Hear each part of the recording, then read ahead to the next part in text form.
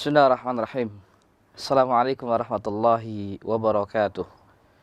Alhamdulillah, salatu wassalamu ala rasulillah wa ala alihi wa sahbihi wa mawala wa la hawla wa la quwata illa billah. Subhanaka la ilma lana illa ma'alamtana innaka antal alimul hakim wa tub alaina innaka antat tawwabur rahim. Pemirsa Mutiara Iman, Kompas TV Sumatera Selatan yang dimuliakan oleh Allah Subhanahu wa taala. Bersyukur tiada henti kepada Allah. Kemudian bersalawat ke atas Nabi besar Nabi Muhammad sallallahu alaihi wa ala alihi wa sahbihi wasallam. Pemirsa yang dimuliakan oleh Allah Subhanahu wa taala, tak banyak yang disampaikan di kesempatan kali ini. Kami mengajak kita semua untuk bertafakur, kemudian mengingat bahwa sesungguhnya tidak ada yang pasti di dunia ini. Tak ada yang pasti. Semua akan habis, akan binasa dan sementara. Coba bayangkan pemirsa, dan kita semua membayangkan apa yang kira-kira selama-lamanya di dunia ini. Tak ada kebahagiaan yang hari ini kau berada di puncak karirmu. Kau menjadi seorang pedagang yang sukses. Anakmu sehat dan lucu. Kemudian anakmu pintar dan cerdas. Atau mungkin kau punya harta yang berlebih.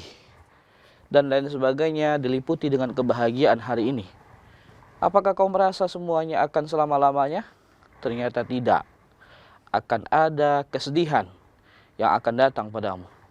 Juga sebaliknya, yang hari ini kau merasakan kesedihan, susah mencari pekerjaan, atau baru diputus dari sebuah perusahaan, atau usahamu yang saat ini bangkrut, anakmu sakit, terlilit hutang, dan lain sebagainya, dan kau mengira bahwa penderitaan dan kesedihan itu akan terus-menerus, katakan tidak, bahwa sesungguhnya akan selesai juga dan akan datang kegembiraan kepadamu.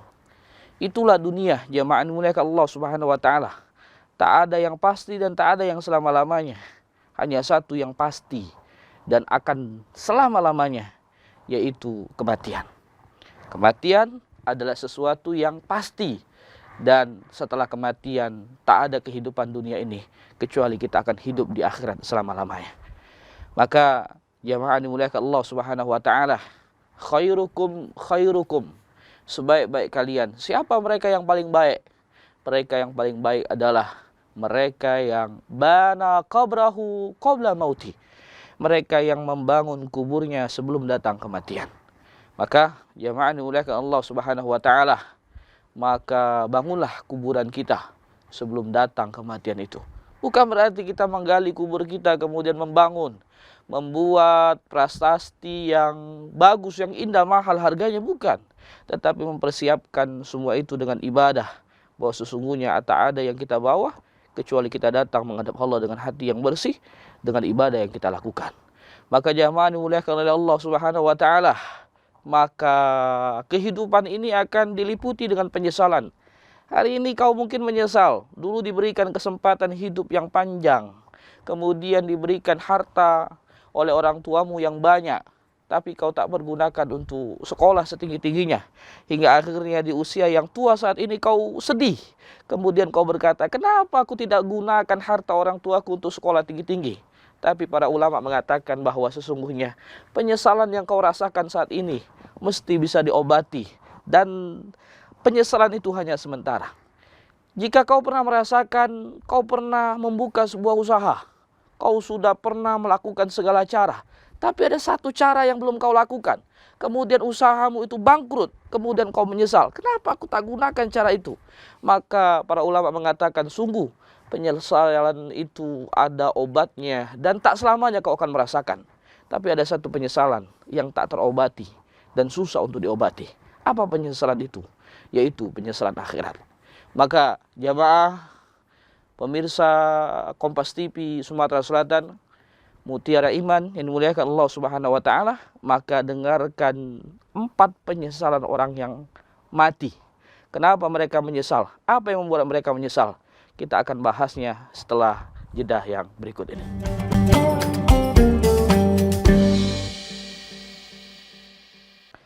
Pemirsa Kompas TV Palembang yang dimuliakan oleh Allah Subhanahu wa taala. Maka penyesalan apa yang dirasakan oleh orang-orang yang mati? Maka jamaah dimuliakan Allah Subhanahu wa taala, Ruh itu akan keluar dari mulut dan hidung. Kapan dia keluar? Ketika Allah Subhanahu wa taala sudah tetapkan takdir kepadanya untuk keluar dari jasad. Maka kalau ruh keluar bukan langsung keluar, tetapi butuh proses yang panjang. Jalan dari dulu ujung kaki sampai akhirnya dia akan keluar dari mulut dan hidung. Maka organ tubuh yang terakhir yang melihat ruh itu keluar adalah mata. Maka tak jarang kita melihat saudara kita kemudian mati, matanya melotot ke atas. Pertanda mata itu terakhir melihat ruh yang keluar dari mulut dan hidung. Maka jamaah dimuliakan Allah Subhanahu wa taala, kalau ruh sudah keluar dari jasad, maka dimulailah penyesalan itu datang. Penyesalan apa yang dirasakan oleh orang yang mati? Satu, penyesalan orang yang tak sedekah. Penyesalan ini bukan ketika dia sudah mati, tetapi ketika ruh itu sudah berada di tenggorokan pun dia merasakan penyesalan yang begitu dahsyat. Maka para ulama mengatakan tak akan pernah diterima taubat seseorang ketika ruh itu berada di tenggorokan. Selesai, taubatnya tak diterima oleh Allah Subhanahu wa taala. Waktunya habis, selesai. Maka siapa yang pernah merasakan ini? Yang pernah merasakan ini adalah Fir'aun.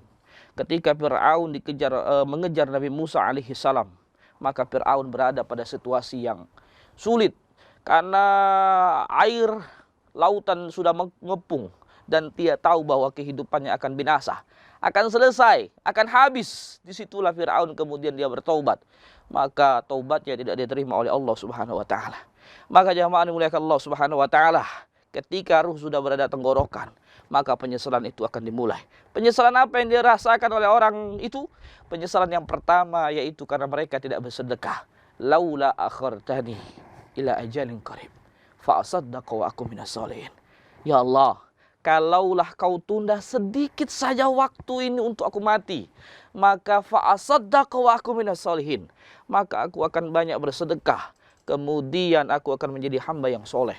Maka jamaah dimuliakan Allah Subhanahu wa taala, baru bisa Kompas TV Palembang. Maka sedekahlah kita. Jika hari ini kita diberikan kelapangan harta, diberi kelapangan usia, diberikan kelapangan waktu dan lain sebagainya, bersedekahlah. Orang suka bingung, apa ini maksud dengan sedekah? Apakah sedekah sama dengan infak? Maka para ulama mengatakan berbeda. Kalau infak dia bermateri, harta, kemudian materi. Tapi kalau sedekah itu luas artinya. Kau punya waktu, tapi kau tak punya uang. Kau bisa meluangkan waktumu itu untuk kebaikan, maka sudah dihitung sedekah. Kau tak punya uang, tak punya harta, tak punya ilmu, tapi kau punya tenaga. Kau sedekahkan tenagamu itu untuk membersihkan masjid dan lain sebagainya, itu sedekah. Kau tak punya tenaga, kau tak punya harta, tapi kau berilmu, maka sampaikan ilmu itu. Kalaupun kau tak punya ilmu, kau tak punya harta dan lain sebagainya, tapi kau punya senyuman, tebarkan senyuman itu di sekeliling orang-orang yang ada padamu. Karena pada hakikatnya itu adalah sedekah dan dihitung oleh Allah Subhanahu wa taala kebaikan. Maka jamaah dimuliakan Allah Subhanahu wa taala, jangan pula kita sungkan-sungkan untuk bersedekah. Banyak di antara kita sudah tak ada harta untuk bersedekah, malas pula untuk membantu orang, maka tak dihitung umurnya sebagai umur yang sedekah. Semoga Allah Subhanahu wa taala menjauhkan kita dari hamba-hamba yang kemudian menyesal. Kenapa? Karena kita enggan untuk bersedekah, baik harta maupun tenaga kita. Kemudian jamaah dimuliakan Allah Subhanahu wa taala, yang kedua, apa penyesalan orang yang mati? Kemudian penyesalan orang yang mati yang kedua adalah mereka tidak beribadah. Jamaah dimuliakan Allah Subhanahu wa taala, pernah tak kita merasakan bahwa sesungguhnya begitu baiknya Allah kepada kita? Diberikan umur yang panjang, diberikan kesehatan, diberikan anak, diberikan suami, diberikan pekerjaan, tapi kita malas beribadah. Na'udzubillah summa na'udzubillah. Padahal jamaah dimuliakan Allah Subhanahu wa taala, sungguh penyesalan yang berat sekali bagi mereka-mereka yang tak mau beribadah. Karena sesungguhnya orang-orang yang tak beribadah, Allah sebutkan dalam Al-Quran. Apa mereka katakan? Rabbana absarna wa sami'na farji'na na'mal sholihan. Orang-orang yang tak beribadah kemudian mati, dia akan berkata, Rabbana, ya Allah, ya Tuhanku, absarna, kami sudah melihat, Wa sami'na, kami juga sudah mendengar. Farji'na, maka pulangkan kami kembali ke dunia. Imam Abu Qutadah mengatakan bahwa sesungguhnya mereka ingin dipulangkan ke dunia demi Allah, bukan untuk bertemu dengan sanak saudara, bukan ingin bertemu istri jika dia suami, bukan ingin bertemu suami jika dia seorang istri, bukan bertemu dengan anak jika dia orang tua, tetapi yang ingin mereka kemudian pulang ke dunia satu, na'malu sholihan, untuk beribadah kepada Allah Subhanahu wa taala. Jamaah dimuliakan Allah Subhanahu wa taala. Seringkali kita sibuk dengan pekerjaan kita sampai lupa sholat kita. Tinggal sholat kita. Berhati-hatilah kita yang meninggalkan sholat. Berhati-hatilah kita yang bermalas-malasan sholat. Karena sesungguhnya Allah Subhanahu wa taala sudah menyiapkan untukmu orang yang tak sholat satu neraka. Apa nerakanya? Neraka sakar namanya. Orang yang tak sholat akan diberikan neraka khusus untuk mereka, yaitu neraka sakar. Masalakakum fis sakar. Apa yang membuat kalian duduk di neraka ini? Apa yang membuat kalian berdiam di neraka ini? Satu, yaitu salah satunya adalah qalu lam nakum minal musallin. Kami diberi kesempatan, diberikan waktu, diberikan umur, diberi kesehatan untuk sholat, tapi kami tak sholat. Maka jamaah dimuliakan Allah Subhanahu wa taala, sholat itu dosa yang besar. Kita sering melihat orang yang berzina, kemudian kita katakan, kau berzina, dosamu besar. Tapi kita tak sadar bahwa ada satu dosa yang lebih besar daripada berzina, yaitu tak sholat. Kita sering lihat orang yang melawan orang tuanya, berkata kasar kepada orang tuanya, kemudian kita katakan, ini dosa besar. Tapi kita tak sadar ada dosa yang lebih besar yang kita lakukan, yaitu tak sholat.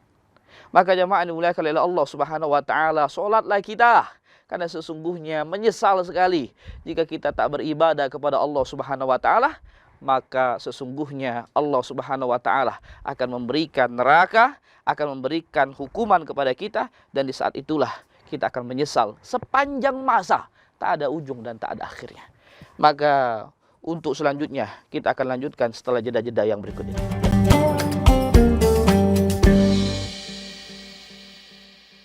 Pemirsa Kompas TV yang dimuliakan oleh Allah Subhanahu wa taala. Yang ketiga, penyesalan orang yang sudah mati. Yang ketiga adalah mereka yang memutus tali silaturahmi. Hari ini kita yang memutus tali silaturahmi segeralah perbaiki. Karena sesungguhnya jika datang mati, kemudian kita belum menyambung tali silaturahmi itu, kemudian Allah tak ampuni dosa kita, apa yang terjadi? La yadkhulul jannah, tidak akan pernah masuk surga. Siapa yang tak pernah masuk surga itu? Qati'un, orang yang memutus. Apa yang diputus itu? Silaturahmi. Orang yang memutus silaturahmi tak akan pernah diterima oleh Allah Subhanahu wa taala masuk surga. Karena sesungguhnya Allah Subhanahu wa taala la yadkhulul jannah, kata Nabi, tidak akan pernah masuk surga. Maka oleh karena itu penting sekali menyambung silaturahmi. Orang di bulan Syawal berbondong-bondong bertemu dengan sanak saudara, menyambung tali silaturahmi. Padahal banyak hari yang lain kita bisa lakukan di hari-hari yang lain. Kenapa orang habis Ramadan kemudian bersilaturahmi? Di satu Syawal mereka berbondong-bondong silaturahmi. Satu, takut tidak masuk surga. Takut tidak masuk surga. Karena banyaknya amalan di bulan Ramadan akan hangus, habis ketika dia memutus tali silaturahmi. Karena Nabi katakan la yadkhulul jannah, tidak akan pernah masuk surga orang yang memutus tali silaturahmi. Jamaah pemirsa Kompas TV Palembang dimuliakan oleh Allah Subhanahu wa taala, sambunglah tali silaturahmi. Penting. Dalam Islam silaturahmi itu penting. Orang berkurban, kurban itu dibagi menjadi sepertiga. Sepertiga pertama, sepertiga kedua, sepertiga ketiga. Sepertiga pertama untuk siapa daging kurban itu? Untuk mereka yang berkurban. Kenapa mereka dapat? Wajar, karena mereka yang memotong yang menyajikan hewan kurban itu, maka mereka berhak untuk memakan daging kurban itu. Sepertiga kedua untuk siapa? Untuk fakir miskin, anak yatim, orang telantar, janda, dan lain sebagainya. Kenapa mereka dapat? Wajar, karena mungkin di hari-hari lain mereka tidak bisa makan daging, maka di hari raya kurban mereka bisa makan daging. Dan sepertiga yang ketiga untuk siapa? Untuk tetangga, sanak saudara, kemudian handai tolan dan lain sebagainya. Kenapa mereka mendapatkan? Padahal mereka mampu. Jangankan beli 1 kilo, 5 kilo pun mampu mereka beli. Kenapa mereka tetap mendapatkan daging kurban? Dari si pengkurban, satu, supaya tali silaturahmi antara si pengkurban dengan tetangga, dengan sanak saudara akan selalu dekat dan selalu terjaga. Maka jamaah dimuliakan Allah Subhanahu wa taala, sambunglah tali silaturahmi. Jika hari ini kita yang memutus tali silaturahmi, sambungkan segera. Jangan sampai silaturahmi itu terputus, kemudian datang mati. Maka la yadkhulul jannah, tidak akan masuk surga orang yang memutus tali silaturahmi.